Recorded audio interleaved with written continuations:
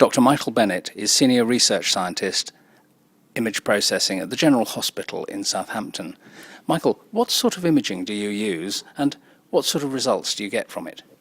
Well, we're using a variety of imaging techniques, but principally we're using a technique called high-resolution computed tomography, or HRCT, which is very similar to a standard chest X-ray, except it allows us to build up a three-dimensional model or three-dimensional view of what's going on in the chest. So we're interested in looking at the lung, and the high-resolution CT scans allows us to get a tremendous amount of information and detail from inside the lungs very relatively quickly.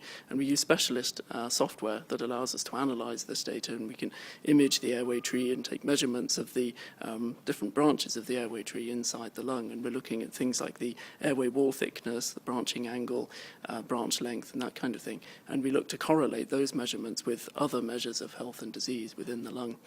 And how would you characterize the benefits of your work?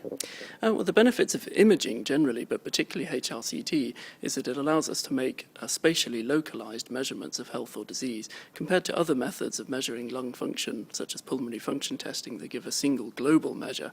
HRCT or other imaging methods allow us to actually look at where the lung is affected and where the disease might be, which is obviously beneficial. And what's the significance of this work?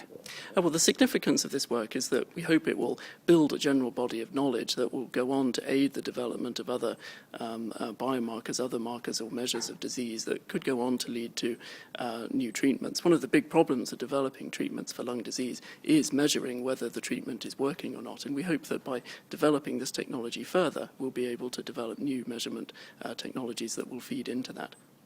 Michael, thank you. Thank you very much.